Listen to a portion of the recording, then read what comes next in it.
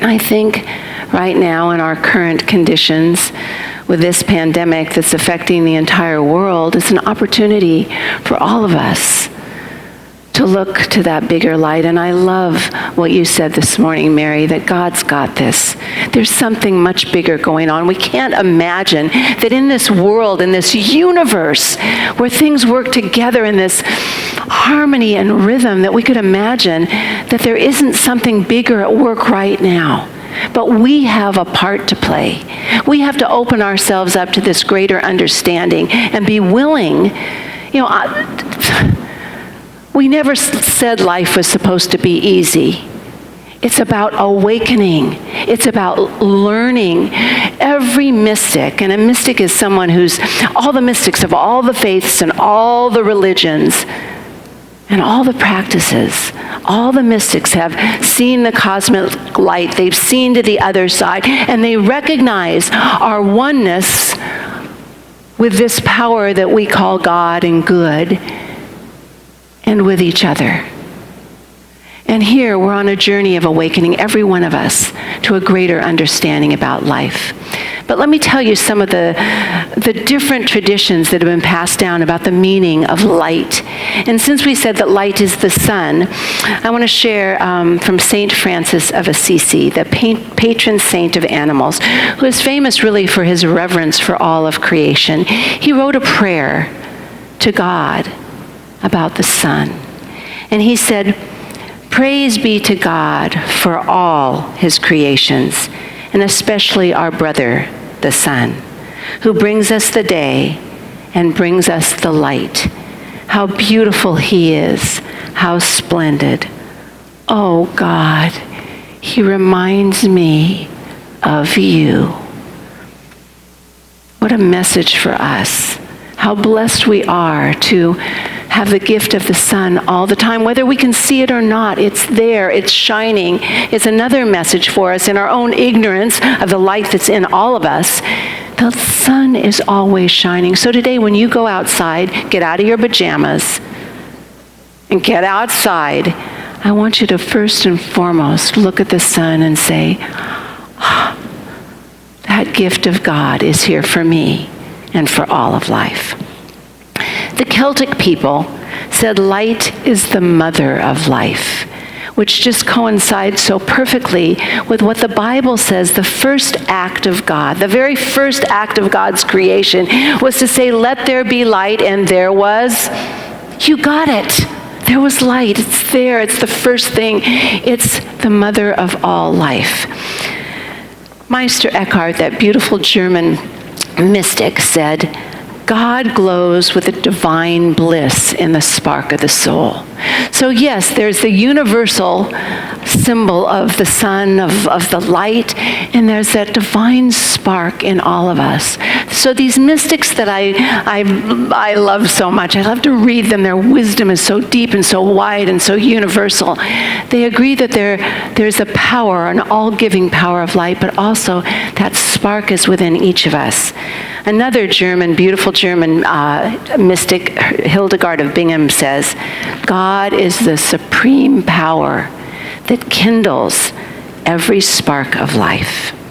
And Hafez, another Sufi mystic that I love, says, our destiny is to turn into light itself. Well, for me, light is the oneness of all life. It's not that we have to think alike or be alike, because light is different. It has different shades, different sizes, different places, all of that. But we are here to join the oneness and the understanding that we are working together in this life.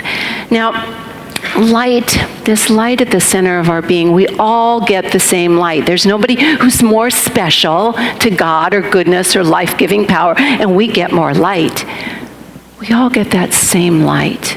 But as Mary was talking about, we have a dimmer switch or a rheostat. We decide if we're even going to use that light, how much of that light we use. Actually, I believe we are here to use that light and expand it and expand it and expand it. But we got to realize, and I'm doing this for my dear friend Dr. Jim, because he loves talking about the light bulb. So this is a light bulb. Is this the light? No. It's a conduit, an instrument to use the light. This is you and me. We're here as a vessel to be used by this all-giving power, this light of God and goodness and truth and beauty and understanding, and on and on and on. Peace, joy, abundance, all of that. We're here to be used, but we have to open ourselves. We have to cooperate, because we have that little spark of light that needs to be turned on so it can be expanded within us. And you know what happens in that light? That's where creativity is. It awakens the creativity in us. Yes, this is a Nordstrom bag, but I have not been shopping for a very long time. FYI. Anyway, yes. I think something we need to understand, because we do give a lot of emphasis to the light of God, the light of awareness, the light of awakening, all of that. But the dark and the light are all part of God.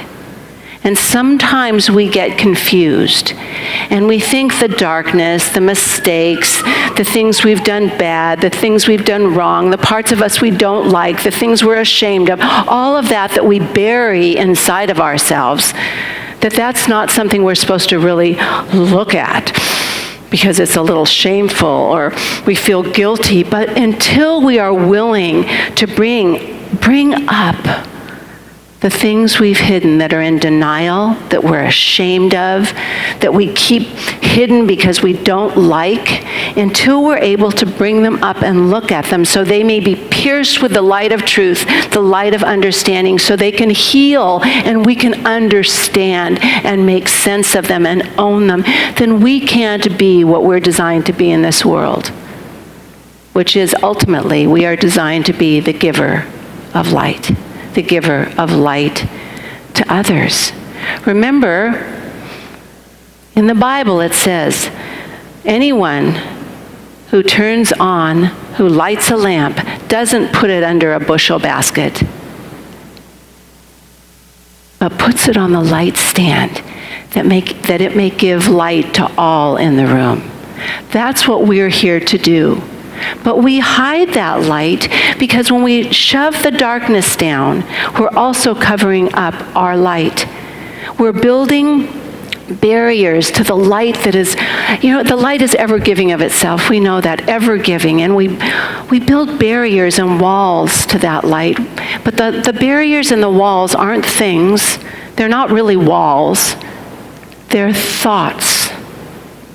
There are thoughts that we use, thoughts of limitation and lack and not enoughness and shame and guilt, that we build these walls that can't obscure the light, but we can ignore the light. They push it away so we don't accept what's being given freely.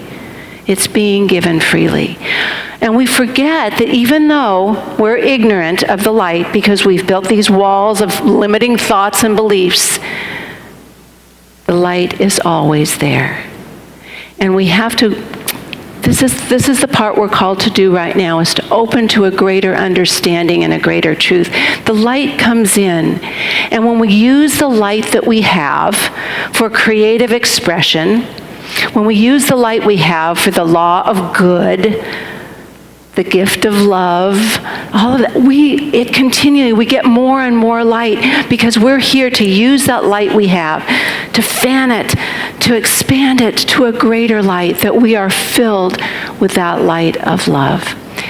John O'Donohue, which we've read, many people have read for Practicing the Presence, and I just love, he's an Irish priest, he has passed, but he's an Irish priest and an author. And he so loves the light and goodness. He has a book, one of his books is called Anam Cara, which means soul friend. Anam Cara, a book of Celtic wisdom. Remember, the Celtic wisdom is light is the mother of life. He writes about, on the very first page of his book, which is one of his best-selling books, is light is generous. It's always there giving to us. And I'm going to read a little passage from that book because it really I thought it was so appropriate for these times when sometimes things seem so dark and so heavy, and we don't know if we'll ever get through it because there's so much unknown out there. But what we do know is that we can have faith in something more. It's the absence of faith that makes our life dark. When you and I are going to expand that beautiful light in us, it's about opening our faith to something more that we can't see right now, we don't know, but it's there. And he says, light is generous, page 1.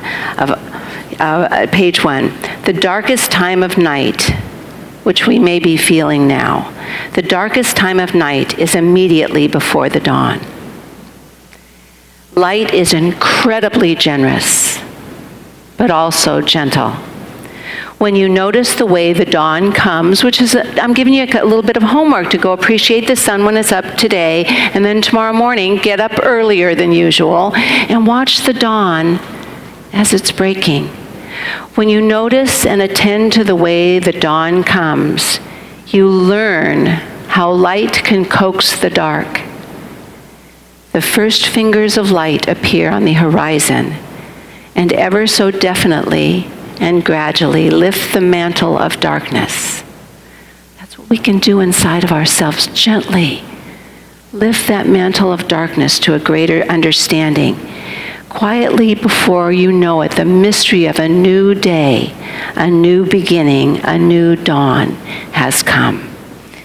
So for us, we can let that lift. And as I said, the light, when the light comes in is when creativity happens. And creativity is the way God works through us. We are creative beings. Now, we can be creating the goodness, or we can be creating the things that are of much lower energy. The darkness, yes, the darkness and the light are all God, but the darkness is much of lower vibration. But the light is stronger than the dark. So don't be afraid to experiment with the light of creation. God dances every dance, sings every song, writes every play, is the creation for every book, is the creation and the stimulus and the inspiration for every idea and new thing. Don't be afraid to play with that. That's when we were singing the song, Use Me, that's what it means. God, use me to create something new. What are you creating in this time that we have right now that seems dark? A new idea. It's when we talk about enlightenment, when people talk about enlightenment, it's like a spiritual insight into something new. Oh my gosh, I get it. The light's been turned on. When we see things in a new way, I see it in a new light, because the light brings things to definitely a greater understanding, a new idea for each and every one of us. And that's what we're called to do right now. You know, as Mary said, when Jesus said, I am the light of the world, he said that because he was filled with the understanding of God, of goodness, of love, of possibility, and he understood that we are one. The Father and I are one. God and I are one. And that's what we're here to do, is fill ourselves with so much light that we can not only light the paths for ourselves, but others. You know, at Ernest Holmes, in our teaching, The Science of Mind, he created a 5-step prayer that's called a spiritual mind treatment. And he calls this, he says this spiritual mind treatment, if I had to define it, it's the mind unifying with good, unifying with truth, unifying with love, unifying with light. It's healing. It's a way we can use our mind to lift up, to expand the light and goodness and understanding in us. He said, if you could see a spiritual mind treatment, it would be a pathway of light. That's how he describes it, a pathway of light. So let us use in our own lives, when we sit and however we pray, but connect with God, commune with God, that we see it as a pathway of light that's pulling any darkness out of us, any limiting ideas, pulling it into a greater understanding that it's all the way we learn on this journey of awakening, that we can be back to this oneness of all life. the oneness of all life. What I know is that, I spent so many years in mystery school with Jean Houston, and she would always equate love and light. And she'd have us do a meditation. I want you to open that love that is light, that is love, that is goodness, that is joy, that is beauty, that is love, that is light. She equated love and life, and by the time she was finished with her meditation, you're all mush because you're so open to a greater understanding. I'd just like you to let the light of understanding awaken that mystery of love in our lives, because that mystery of love, which is light, which is love, which is goodness, is the truth that wants to be revealed. Because as I said before, as we open ourselves and heal our darkness, we can be more light in the world, and that's what we're here to do. So I'm going to ask you to repeat after me. There is nothing in me but God. There's nothing in me but good. I let that light open me, expand me, connect me to a greater truth, a greater understanding, a greater perspective, that life is good, God is here, all is well. And I'm going to add this. You don't have to repeat this, but I'm going to add this just for each and every one of you. And I love you because I know that each one of us here in this family are that spark of God's divine good, that we have turned on the light, and we're doing our part right here and right now to share this good with this world. Because when we use that rheostat, that dimmer, and we turn it up, we are ignited into our better selves, into our best selves, into the self we're meant to be. And I know that right here. I know it right now for myself, and I know it for you. And I'm just going to ask you to close your eyes with me, because it's not enough to know things for ourselves. Remember, we are all connected. God is all there is. God, that light of goodness, that push and pull urging us to something more, is within each and every person. And so right here and right now, as we're together in consciousness, I'm inviting us to know that light of love, the light of God, the light of good, is ignited in every person. We accept that truth. We see that light wherever it is on that dimmer switch, no matter where it is right now. We see it expanding and growing right in this minute to a bigger light. And I'm letting this light be the light that we've expanded in ourselves, which includes everyone and everything. We see this healing light, and we send it, of course, to the people that are showing up as the healers, the doctors, the grocery store workers, the postal workers, the drivers, the people everywhere doing their work in a great way, that kindness. But we also see that light in people that are greatly hurting, that are being selfish and unkind. We see that light. As it is uncovered, it brings to them, to each of us, the understanding that we are perfect as we are right now.